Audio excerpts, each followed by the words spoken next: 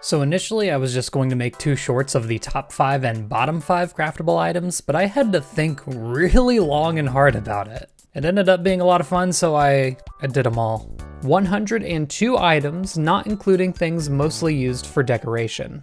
This list ranks the items not only on how good the crafting recipe is, but also how good the item itself is if it can be obtained from other methods other than crafting. Let's get this out of the way now. There's one utility item that I didn't include on this ranking, and that's chests. Sorry, it wouldn't be interesting. Now you don't know what's at number 1, do you? Now you have to watch. Also, this is an objective ranking, meaning it is correct no matter what, and if you don't like it, in the words of a wise old proverb, I don't care about my haters, and if you want to fight me, then fight me.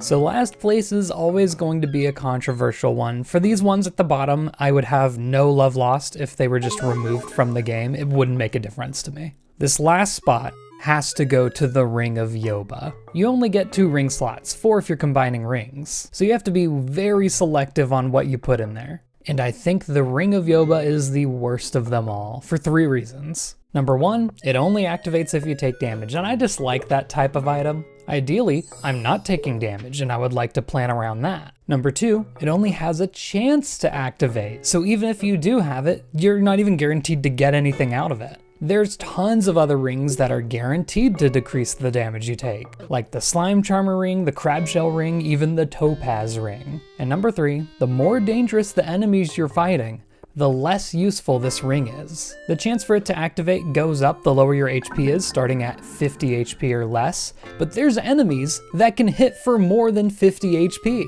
The best use case for this item is when you're getting swarmed by green slimes, and at that point, what's the point? Second from the bottom is going to go to basic retaining soil. If it only keeps crops watered 33% of the time, you still have to check on the crops every day to make sure they stayed watered. The best it's going to do is save you a couple of points of energy from watering in the early game, at the trade-off of not allowing you to put a better fertilizer down. Beautiful number 100 with its brand new buffs, the Worm Bin.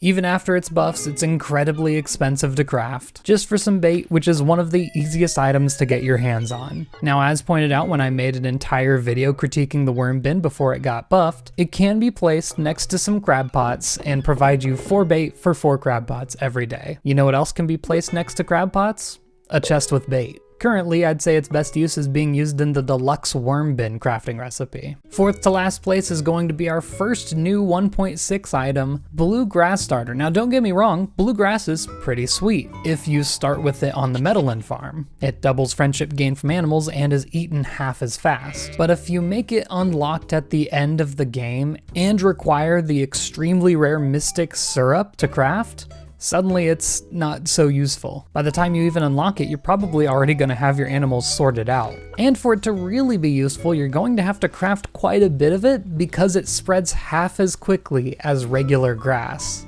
just adding in more time where it's not useful. And rounding out the bottom 5 is the Geode Crusher. Now I know what you're gonna say, but it got a buff in 1.6. It no longer requires coal. It actually got a pretty heavy nerf. Beforehand, if you were to open up a geode at Clint's and get, say, a prismatic shard, you could duplicate that item by breaking open the same geode directly after that in a Geode Crusher. That's been removed. So at this point, you're weighing the option of paying 25 gold to open up a geode instantly, or crafting an entire Geode Crusher, putting in a geode, and waiting an entire in-game hour for it to open. I think its best use case is for people who joke about not having to see Clint anymore. Just outside of the bottom 5, we're starting with quality retaining soil. That's right, just 5 places above basic retaining soil. Even though it has 66% instead of 33% retention rate, it doesn't make a difference. You still have to check on the crops to make sure they did retain their water. Still bad. The sturdy ring is going to be the first ring that you're able to craft, just requiring a level 1 combat. But the problem is, debuffs just aren't that big of a deal, and if you're later in the game where debuffs can be a big deal, there's ways to make yourself completely immune. Interestingly, this is a very profitable crafting recipe to make. The problem is, a lot of the items used in it are better used elsewhere.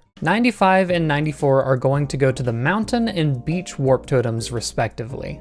They are by far the two worst warp totems, and they're still very expensive to make, like the useful warp totems. Very rarely is your end goal going to be getting to the middle of the mountains or the top left corner of the beach. So if you do end up randomly finding these from digging in artifact spots, they're just gonna cut your walk down by a minute or so. 93 is the farm computer, and I'm really torn about this one. Surely there's some use for it, but whatever uses there are, they are extremely niche. Like if you had some crops with retaining soil, you could check it to see how many of those didn't activate.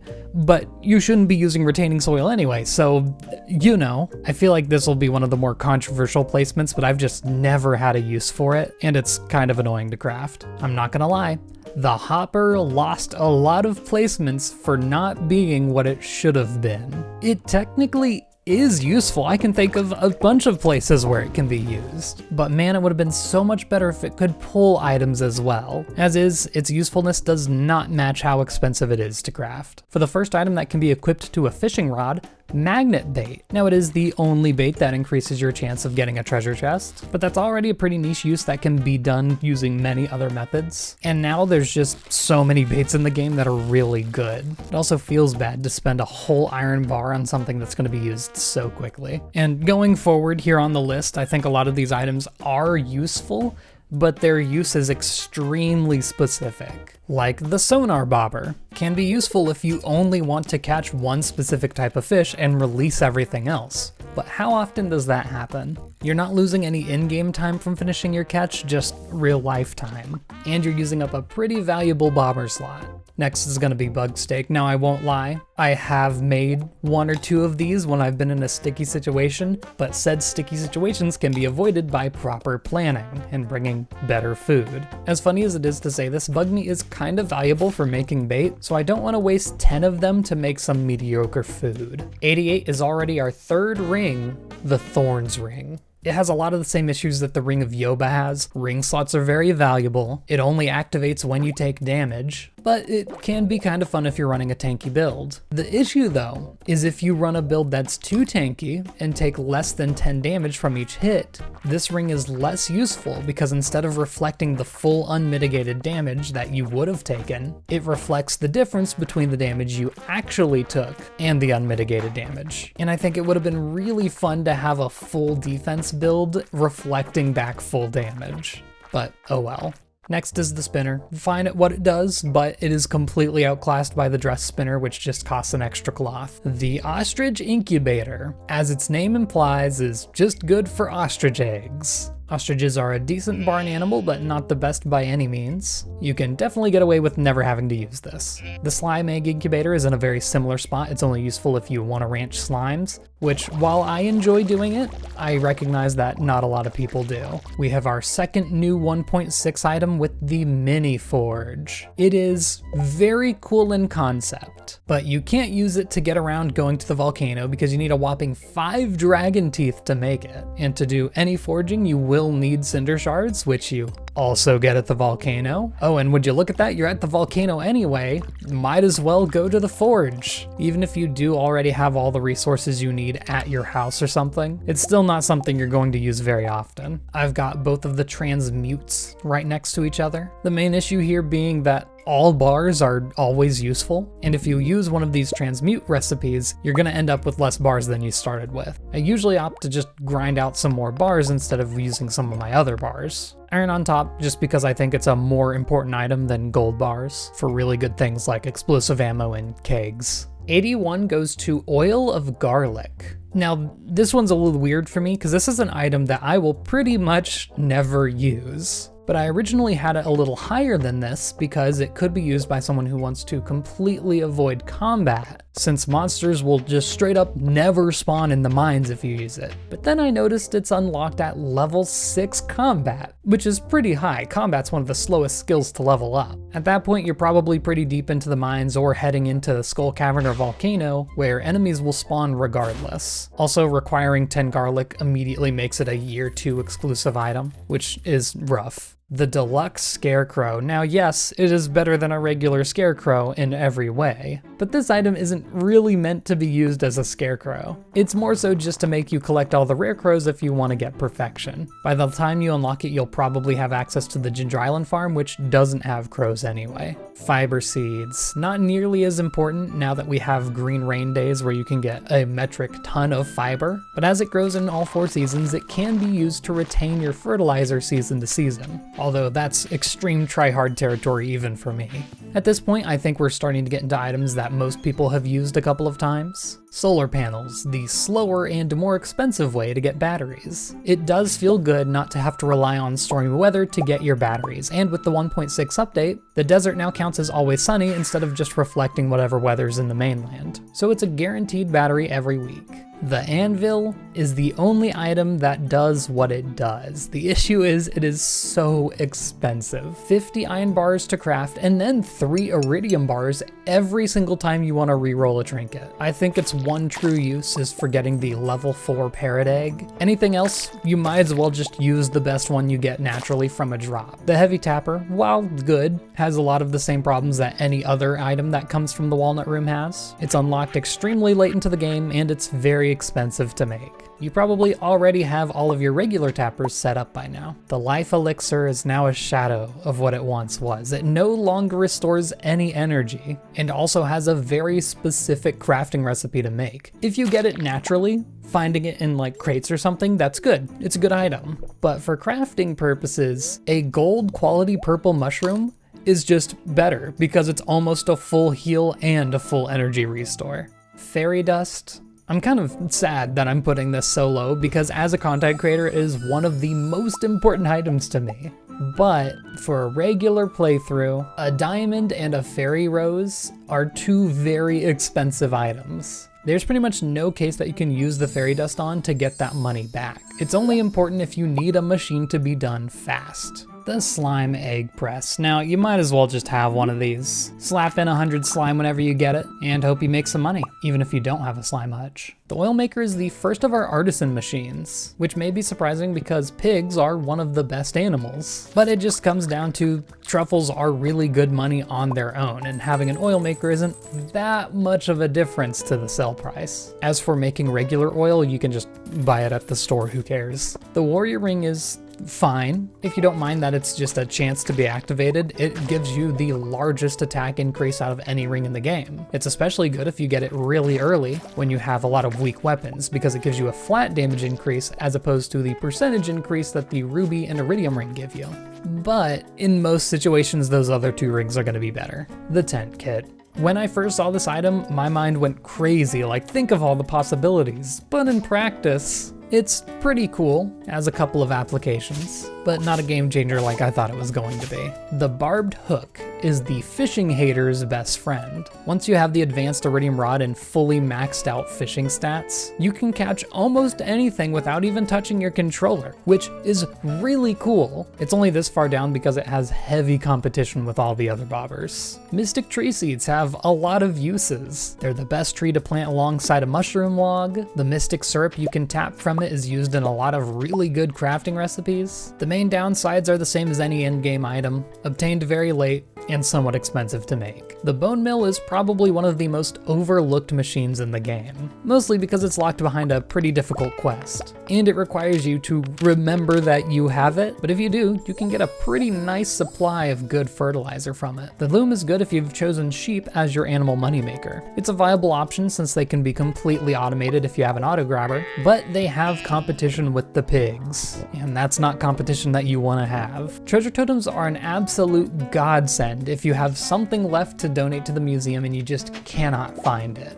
or if your strange doll fell into the river. It's also got a couple of niche uses like quickly gathering clay or getting a bunch of key beans during the key bean quest. But it is a late game item and it is very expensive to make. Magic bait, very similar. Late game item, expensive to make, but really good if you're missing just one fish that's out of season. The deluxe worm bin. You want to know what drags this down for me? The fact that you need a worm bin. It is by far the most expensive part of the crafting recipe, but deluxe bait is actually hard to come by, so it is useful. Garden pots, I feel, are kind of slept on. First of all, if you have anything really important that you need to monitor the growth of, you can put it right next to your bed or something. Using it with deluxe retaining soil eliminates the downside of not being able to work with sprinklers, and you can fill sheds with them to make more efficient farming space. Have a tea sapling room or something. Lots of possibilities here. And this is also where the deluxe retaining soil goes, because its best use is with garden pots that can't get sprinkled. Otherwise, even in places like the greenhouse, you probably want to use one of the other fertilizers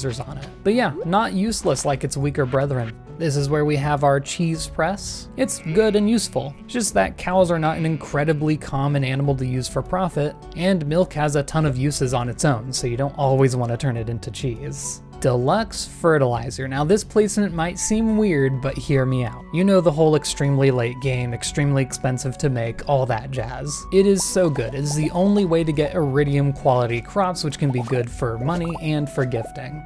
But I think it is completely outclassed by speed grow. Especially with how late you get it, at that point you have a bunch of kegs or dehydrators or preserves jars, at which point the quality of your crop does not matter. We're nearing the halfway point here, and I think from here on out, all items are something that I would say you should probably use at some point in your journey, useful in almost any playthrough. We've got Grass Starter. It's only this low because if you properly preserve all of your grass that you start with on your farm, you shouldn't have to use it, but if something happens to your grass, it is incredibly important to rebuild it if you have any animals. Always remember the placing it under a fence or a machine trick so that it can't be eaten and can be allowed to spread. Here we have our first speed grow. You'll probably be buying it more often than you craft it. The crafting recipe is pretty complicated for how early in the game you would use it. Pretty good for things like squeezing out one extra harvest out of your strawberries in spring. One nice thing about any speed grow is that when determining how many days it takes for a crop to grow, it will always round downwards. So for something like cauliflower, it lowers the amount of days it takes to grow by 2, effectively being a 17% increase instead of 10%. Pretty good item. Tree fertilizer, while not technically being required anywhere, is just super nice to have. Sometimes I just need a lot of wood and hardwood, and it's a quick way to do it. It's the only way to get trees to grow in winter,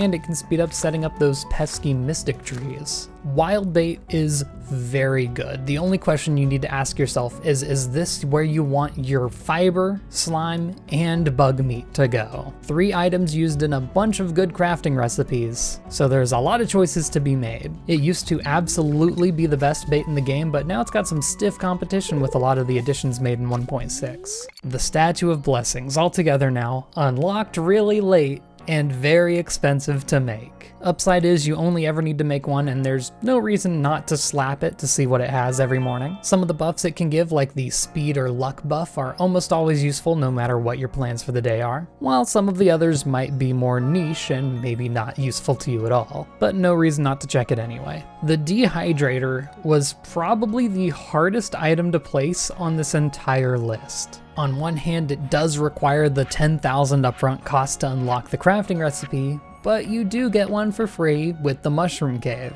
It's a very fast and efficient way to get some more money out of your fruits that you have filling up all your chests. But of course it doesn't come close to rivaling the keg's money potential. And you also get the small bonus of it being the only way to process mushrooms and the only way to get raisins. I think most people are going to pass on it in favor of preserves jars or kegs, while a lot of other people will appreciate how quickly it processes all of your fruits. So I'm placing it smack dab in the middle of the list. Somewhat similar situation with the mushroom logs. They take a lot of setup and a lot of space to get going properly, but they're very good money when used alongside some dehydrators. Heavy furnace are the first item on this list that I think are very overrated. It doesn't do much that 5 furnaces don't do, but you do get a little more bang for your buck out of smelting ores, so it does deserve to be in the upper half. Field snacks are the single most important craftable item from days like 2 to 10 of your first spring. Very cheap to make, you're going to get all the materials naturally while you get your first stack of wood. I would be a lost man without field snacks. But you know, after you get like any other source of food, who cares? Deluxe bait is a very good new addition to the bait pool. It's the fastest bait for hook and fish, which is valuable, but still not the best bait out of them all. The island warp totem is our first warp totem in a while. Requiring a dragon tooth to craft really hurts, but it does let you skip the 1,000 gold trip to get to the island in the first place. Unfortunately, for me, it's not long after I start making island warp totems that I get the ability to make the island warp obelisk, so it has a bit of a limited lifetime. You know him, you love him, it's the Scarecrow. Very important for the first few years of your game before you start really filling out the Ginger Island farm where you don't need them anymore. Not technically required at any point because you could always take the risk of not having scarecrows, but it's not advisable. The Dressed Spinner, the best bobber for catching a fish fast. Feels good to use, not too expensive to make. Overall, really solid. Not much more to say there. The Preserves Jar was hard to place because of its relation to kegs. It's unlocked a little earlier, a bit cheaper to make, and it is better for some of the cheaper fruits like blueberries or cranberries. But then, it also has competition from the Dehydrator, which can deal with those large amounts of small fruits really quickly. It's still good, stands on its own, and undoubtedly useful before you unlock kegs or Dehydrators, so it gets a position pretty high on the list. The statue of the Dwarf King is very similar to the Statue of Blessings, but it deserves this higher spot because you know you'll always get something useful for mining. Not only that, but you get some choice in having one of 2 buffs to choose from, which I think the Statue of Blessings would really benefit from. As always though, expensive late game item. Mini obelisks are just something that once you unlock them, you might as well make them. I think most people will opt to put one next to their house and one at the very bottom of the farm for a quick trip to the Cindersap Forest, but some other good uses are down to the foraging spot of the beach farm, over to the hardwood stumps of the forest farm, or to the quarry space of the hilltop farm. I like that it has a sort of dynamic use depending on which farm you chose. The recycling machine is one of those items that I feel like is slept on a lot. You really have no reason not to use them though. You're getting rid of trash items which hardly have a use elsewhere, for a chance at some really good items like coal, iron ore, or cloth. And in my opinion, it's the best way to get refined quartz because it's guaranteed from broken CDs and broken glasses, and I don't like using up a piece of coal in a furnace for them. The charcoal kiln will either be an extremely important item for you, or you won't need it at all depending on your playstyle. For instance, if you grind out dust sprites early on to get the burglar's ring, you're probably going to have a lot of coal left over from that. Maybe you chose the prospector profession just to naturally get a lot more coal. But if you didn't do either of those, chances are you're going to be tight on coal at some point in the playthrough. And wood is a lot easier to collect than coal. Plus, if you're looking to buy coal outright on year 1, it's 150 gold from the blacksmith, but only 100 gold from the carpenter shop if you buy wood. Bee houses are another slept on machine. Yes, it's not as good as kegs with starfruit in them. And if you're on the basic farm, how useful they are is very dependent on the season. But if you're endgame, Ginger Island, plant a fairy rose, grow it, you'll never have to grow it again. Every bee house near it is making you 680 gold every 4 days. No need to replant, no need to get fertilizer, no need to put it in a machine after it's done. You just sell it. Couldn't be any more simple. Rain totems. These would have been much higher if we were talking about 1.5, but unfortunately they were kinda nerfed in 1.6. And that if you have stormy weather, they don't continue that stormy weather. It will just be a regular rainy day, so you can't use it to get a ton of batteries. But forcing rain is still good. Don't have to water any of your crops. You can catch any fish that are exclusive to the rain. And it just makes everyone easier to find because they won't leave their house. Still a great item, and there's nothing that can really compete with it because nothing else causes rain. Monster Musk is an item that I appreciate more and more each playthrough that I do. More enemies means more opportunities for a staircase to spawn, and oftentimes I find that the last thing I have to do for some of my files is complete the Slayer goals, and this item helps wrap them up. It could be worth waiting to get your burglar's ring until you get this item because it just makes it that much faster. Deluxe Speed Grow. Now, despite it having the deluxe name, this isn't the best speed grow. There is still one over it. This speed grow is very solid. At the time you unlock it, there's still going to be a long time until you unlock hyper speed grow.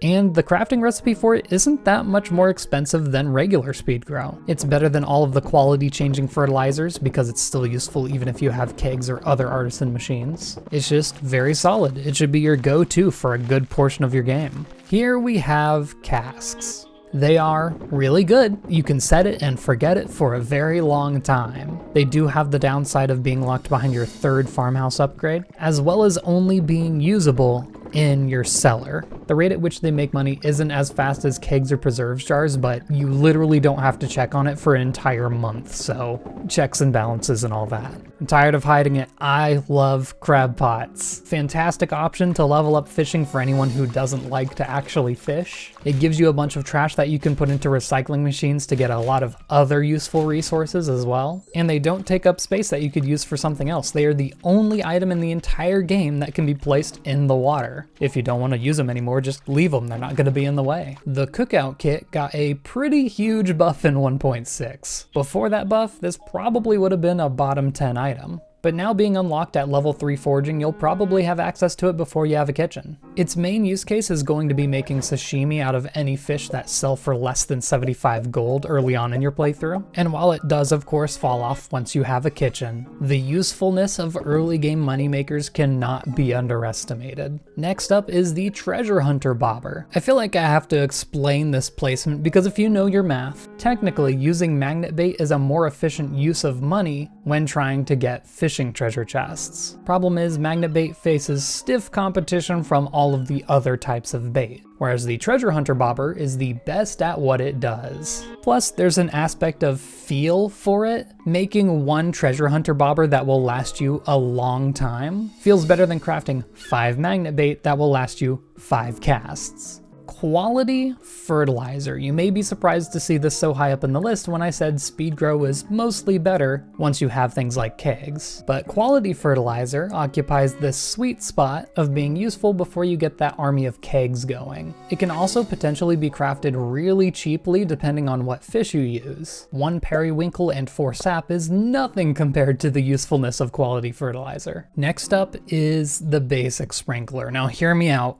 This is clearly one of the most important items in the game. It waters your crops. But there are a lot of people out there that choose to skip making the sprinkler altogether until they make quality sprinklers. This will pretty much always be the case if someone chose the beach farm, and you know, the pattern that you have to use basic sprinklers with is pretty unwieldy, so skipping it is more common than you think. Personally, I'm a lover of the chaos of basic sprinklers, so I use them a lot. The Desert Warp Totem. This has a unique use that other warp totems don't, in that it is absolutely required if you want to have the best possible skull cavern dive, because otherwise there is no way to get to the desert before around 9:30 a.m. or until you have the desert obelisk. Even if you're not going for a skull cavern dive, it does of course skip the 500 gold trip that you would normally need to take into the desert. Also, they can be pretty cheaply bought for just 3 Omni Geodes from the Desert Trader. Great way to obtain them. The mayonnaise machine. Despite being the lowest tier of artisan machine for animals, it's also one of the most important because you're probably going to start off with chickens. And the 190 gold sell price of mayonnaise is massive. But it's not only useful for chickens, it's good for duck mayonnaise, void mayonnaise, and dinosaur mayonnaise. And even all the way into the very late game with ostriches, they're still useful because ostrich eggs make 10 mayonnaise and the mayonnaise matches the quality of the ostrich egg, making it profitable no matter what.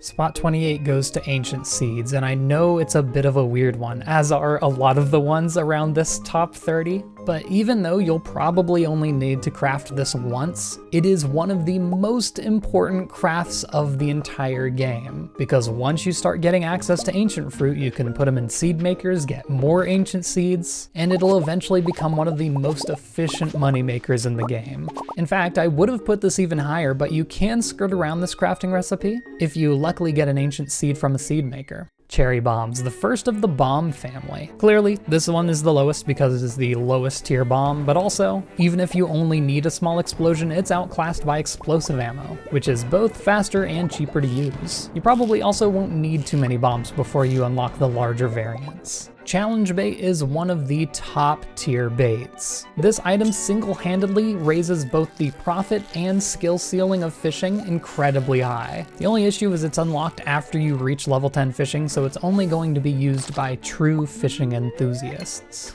which are few and far between in the first place. Now the bait maker, not to be confused with the worm bin, is fantastic. It's not useful in any situation, but in the situations where it is useful, it's almost required. It is one of the only ways to get targeted bait in the entire game, outside of a random selection at the fish shop. So if you need targeted bait, you're going to need the bait maker. If you're trying to get all of the rewards for the Trout Derby or Squid Fest, it is pretty much impossible without the bait maker. Early on in my playthrough, I used it to target catfish, and I was able to make 50,000 gold in a single day, which for year 1 spring is wild. It can still be used as a moneymaker in the late game if you're hunting for the knockoff versions of the legendary fish. Or maybe you just need some specific fish for cooking recipes. Niche uses, but incredible in all of those situations. So what could beat that?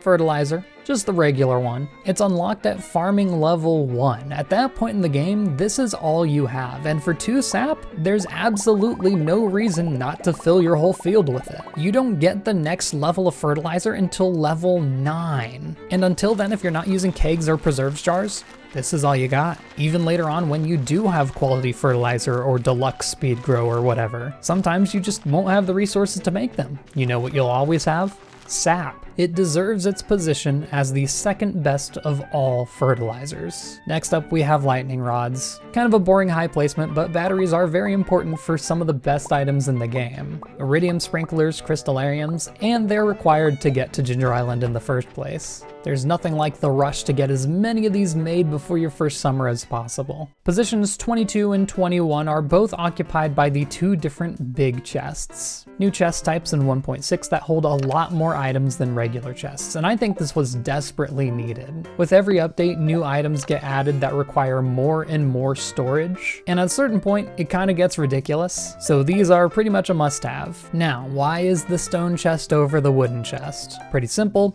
it doesn't need copper bars, so it just very slightly edges out the wooden chest. Kicking off the top 20, we have the best fertilizer in the game, Hyper Speed Grow. Why is it the best? Well, simply put, it is the most efficient fertilizer to put on your crops in the end game. At a time when you're putting everything into kegs or dehydrators or whatever else you have, there is nothing better to slather your entire Ginger Island farm with. It is the end game goal for fertilizer. Next spot's going to tappers. It's kind of a similar situation to lightning rods, where the items they make are simply needed for so many important items that you're gonna need a lot of them. I mean, just to name a few of the items locked behind tappers: kegs, bee houses, deluxe speed grow, looms, rain totems, treasure totems. The list goes on. But really, even if it was just kegs alone that needed tappers, this would still be high up on the list. Next is the Mega Bomb. Now I know, interesting position in between cherry bombs and bombs. It is simply a very annoying crafting recipe to make and very expensive to buy outright. Its explosion radius isn't too much larger than the regular bomb, and you're not always going to have a wide open area that makes use of that extra radius. So it's placed smack dab in the middle. The best warp totem in the game is the farm warp totem. Now it is pretty expensive to make, requiring honey in its crafting recipe, but I've had multiple playthroughs where I just hit it big in the casino while trying to work towards the rare crow, and every time, all of my extra casino coins will be going to farm warp totems. Maybe I'll get a stack of like 50 or 60 of them for the rest of the playthrough. At that point, it's a cheaper and more affordable return scepter, and having a quick way to get to your farm is the most important place to have a quick way to get to. Having a nice stack of these is the best quality of life item in the game. 15 and 16 are shared by the cork bobber and the trap bobber. These are pretty much almost interchangeable. They both have the same goal.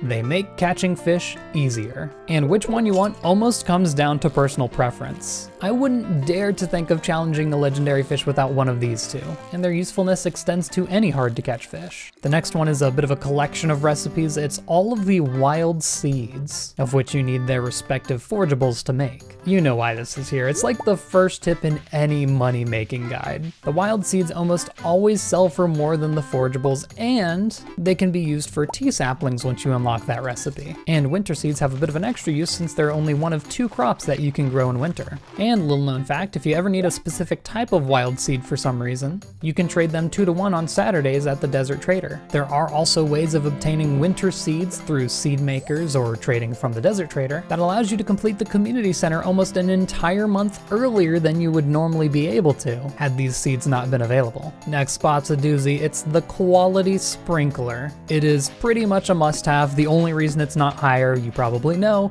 is because of the iridium sprinkler. It fills the gap nicely between basic and iridium. In fact, even after I've unlocked iridium sprinklers, I still use quality sprinklers for a while because batteries and iridium bars are expensive. Number 12 goes to the iridium band, and I know you're gonna have some questions, just hold on.